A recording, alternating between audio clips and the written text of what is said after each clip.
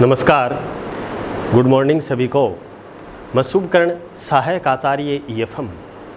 आज हम BCom part प्रथम वर्ष के विद्यार्थियों के लिए EFM paper second Indian banking financial system भारतीय बैंकिंग एवं वित्तीय व्यवस्था के अंतर्गत यूनिट संख्या प्रथम में रिजर्व बैंक ऑफ इंडिया का अध्ययन करेंगे। पूर्व की क्लास में हमने रिजर्व बैंक की स्थापना के क्या क्या कारण रहे, क्या क्या उद्देश्य रहे और रिजर्व बैंक की संगठन और प्रबंध का अध्ययन किया था। आज बहुत ही इम्पोर्टेंट टॉपिक है जो कि आपके एग्ज़ाम की दृष्टि से 100% आपके एग्ज़ाम में प्रश्न आता है कि भारतीय रिजर्व बैंक के क्या क्या कार्य हैं। Function of reserve bank of India, भारतीय रिजर्व बैंक के कार्य, फंक्शन ऑफ RBI।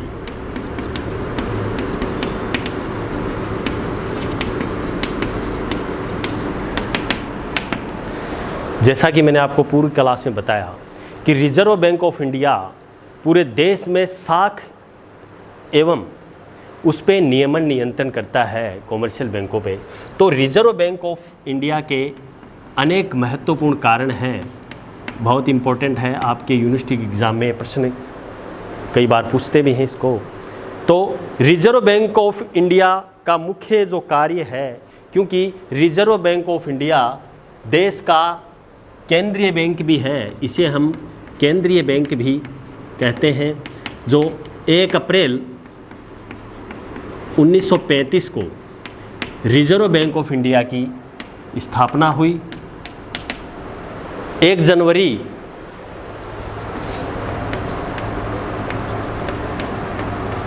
1949 में रिजर्व बैंक ऑफ इंडिया का राष्ट्रीयकरण हुआ, nationalisation of reserve bank of India. Reserve bank of India अनेक प्रकार के कार्य करता है, जिसमें पहला है नोटों का निर्गमन।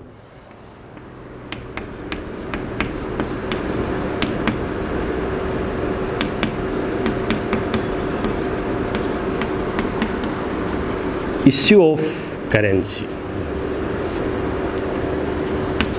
नोटों का निर्गमन, या इश्यू ऑफ नोट्स भी लिख सकते हैं या करेंसी भी लिख सकते हैं। रिजर्व बैंक ऑफ इंडिया नोटों का निर्गमन से संबंधित भी एक अधिनियम है, क्योंकि reserve bank of India banking सिद्धांत पर न्यूनतम कोष प्रणाली के आधार पर नोटों का निर्गमन करता है, जिसमें 200 करोड़ रुपए की मुद्रा पर 85 करोड़ रुपए की विदेशी प्रतिभूति और 115 करोड़ रुपए का इसमें मुख्यतया सोना रखा जाता है। क्योंकि 200 करोड़ की अगर मुद्रा वो जारी करेगा तो 85 करोड़ यहाँ पर 85 करोड़ की विदेशी प्रतिभूतियाँ और 115 करोड़ रुपए का सोना रखा जाता है। यह किसके तहत? न्यूनतम या बैंकिंग सिद्धांत की न्यूनतम कोष प्रणाली।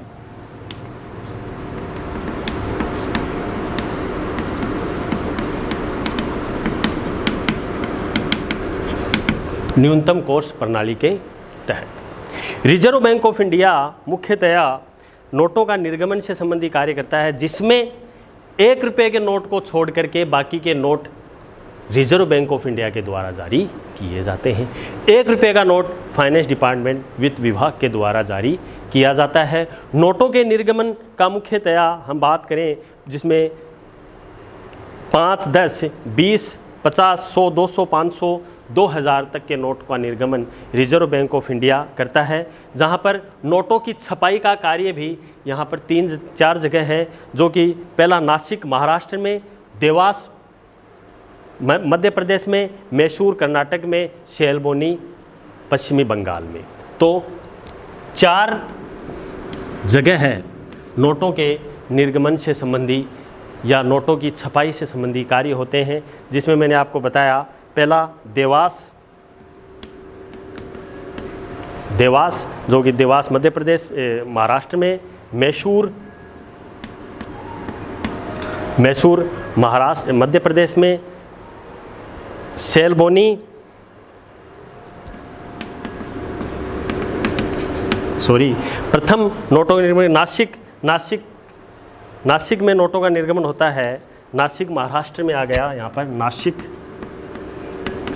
महाराष्ट्र, देवास मध्य प्रदेश, मैसूर कर्नाटक, शैलबोनी पश्चिम बंगाल। ये नोटों के निर्गमन से संबंधी कार्य की मेन ये वो है प्रिंटिंग मशीन है जहाँ पर नोट निर्गमन या नोटों की छपाई होती है। इसी प्रकार reserve bank of India note निर्गमन से संबंधी कार्य करता है। जैसा मैंने आपको रूल्स रेगुलेशन के तहत बताया किस प्रकार से बैंक नोटों का निर्गमन भी किया जाता है। दूसरा रिजर्व बैंक का कार्य है सरकार का बैंकर। ये सरकार का बैंकर भी है, इसे अपन बैंकर एजेंट ऑफ एडवाइज़र भी कह सकते हैं। बैंकर एडवाइज़र या एजेंट के रूप में भी है, क्योंकि सरकार का बैंकर या अभिकर्ता व सलाहकार भी है।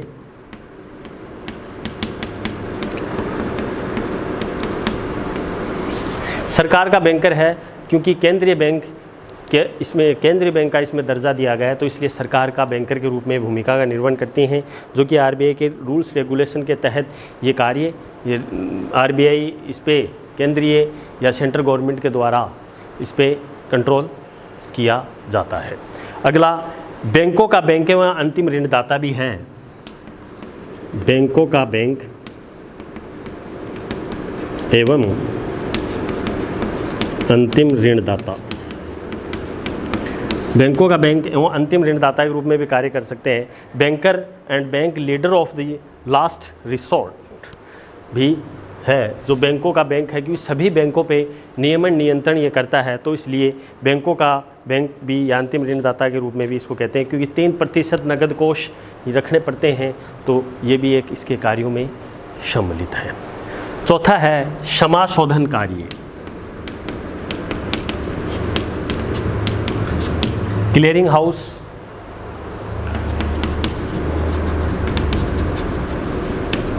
से संबंधित कार्य, क्योंकि समाशोधन कार्य पूरे भारत देश में 14 ऐसे केंद्र हैं जो समाशोधन गृहों की स्थापना है, जिसमें मुंबई, कोलकाता, नई दिल्ली, चेन्नई, कानपुर और बेंगलोर, नागपुर, पटना, हैदराबाद, भुवनेश्वर, अहमदाबाद,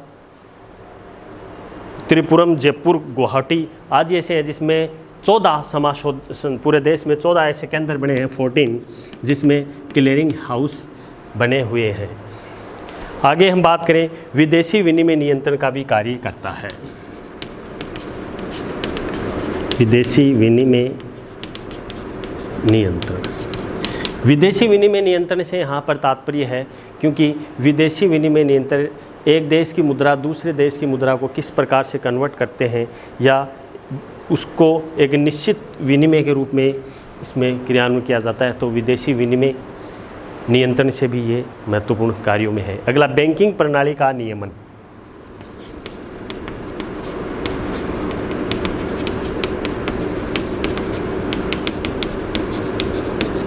बैंकिंग प्रणाली का नियमन संबंधी भी रिजर्व बैंक ऑफ इंडिया कार्य करता है। किस प्रकार से बैंकिंग प्रणाली का नियमन नियंत्रण करता है, जिसमें लाइसेंस प्रबंध शाखा सम्मिलित हैं।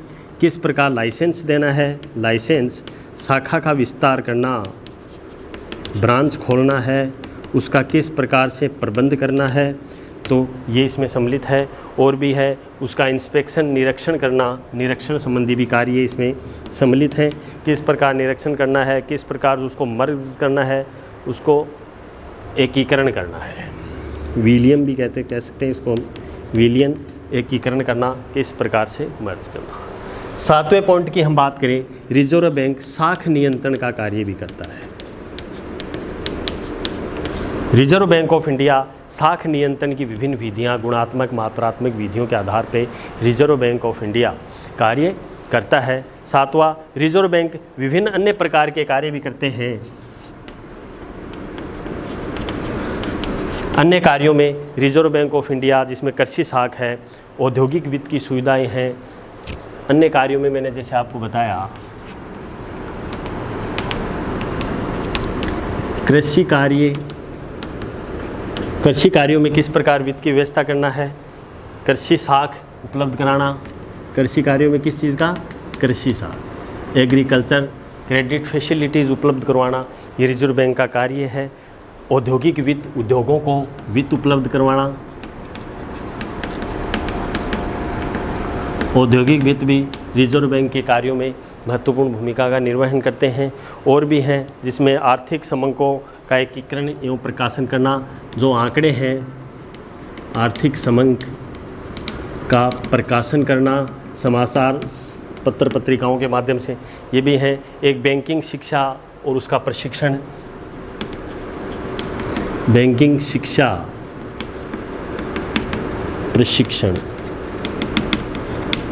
बैंकिंग एजुकेशन और उसकी ट्रेनिंग किस प्रकार से की जाए, ये कार्य भी रिजर्व बैंक ऑफ इंडिया के द्वारा किया जाता है। और भी विभिन्न प्रकार के कार्य हैं जो कि रिजर्व बैंक ऑफ इंडिया मुख्यतया करता है, जिसमें मुद्रा स्थानांतरण का कार्य, एक स्थान से दूसरे स्थान पर मुद्रा को किस प्रकार से भेजना है, तो वो कार्य भी रिजर्व बैंक ऑफ इंडिया करता है। मुद्रा परिवर्तन का कार्य, मुद्रा परिवर्तन, दूसरे देशों की मुद्रा को कन्वर्ट करके डॉलर को रुपीज़ में और विभिन्न मुद्राओं को किस प्रकार से परिवर्तन करने का कार्य भी ये करता है।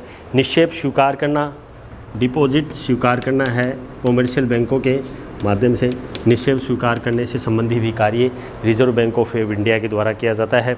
और भी विभिन्न कार्य, बहुमूल्य धातुओं का विक्रय, बैंकिंग सुविधाओं का विस्तार करना और विकास वित्त की पूर्ति करना रिजर्व बैंक ऑफ इंडिया के कार्यों में सम्मिलित है। आगे रिजर्व बैंक ऑफ इंडिया कौन कौन से कार्य नहीं करता है, तो वो अपने प्रतिबंधित कार्यों की श्रेणी में आएंगे कि रिजर्व बैंक ऑफ इंडिया के प्रतिबंधित कार्य कौन कौन से हैं। Reserve bank of India RBI के प्रतिबंधित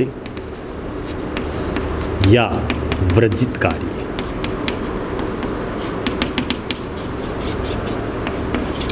जो कि रिजर्व बैंक ऑफ इंडिया नियमानुसार ये कार्य नहीं कर सकता, जिसमें प्रथम है व्यापार पर रोक।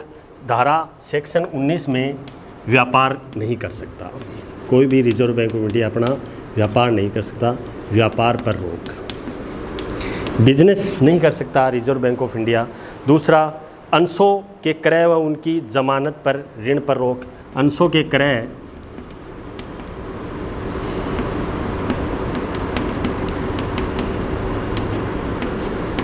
एवं उसके जमानत पर रोक संबंधी कार्य किस प्रकार से उनको यह है। अगला है जमाओं पर ब्याज देने पर प्रतिबंध, जमाओं पर ब्याज देने पर प्रतिबंध, जमाओं पर ब्याज देने से प्रतिबंध के कार्य भी रिजर्व बैंक ऑफ इंडिया के द्वारा किया जाता है, जो कि ब्याज जमाओं पर। एक साउदी बिलों पर प्रतिबंध, साउदी बिल पर प्रतिबंध का कार्य भी रिजर्व बैंक ऑफ इंडिया करता है।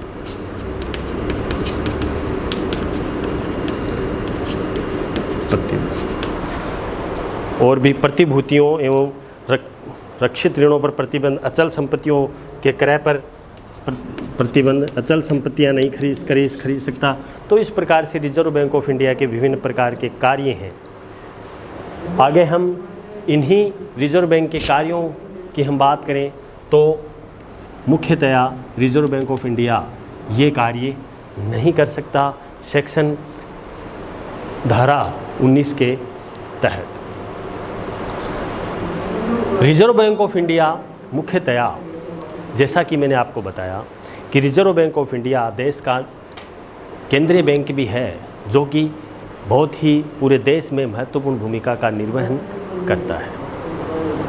रिजर्व बैंक ऑफ इंडिया केंद्रीय बैंक के रूप से और भी विभिन्न प्रकार की कार्य करता है, जो कॉमर्शियल बैंकों की देखरेख और उनके नियमानुसार विभिन्न कार्य समावेश हैं, जैसा कि मैंने आपको बिंदुवार रिजर्व बैंक के कार्यों का अध्ययन करवाया। इस प्रकार रिजर्व बैंक ऑफ इंडिया मुख्यतया विभिन्न तरीके से भूमिका का निर्वहन भी करते हैं।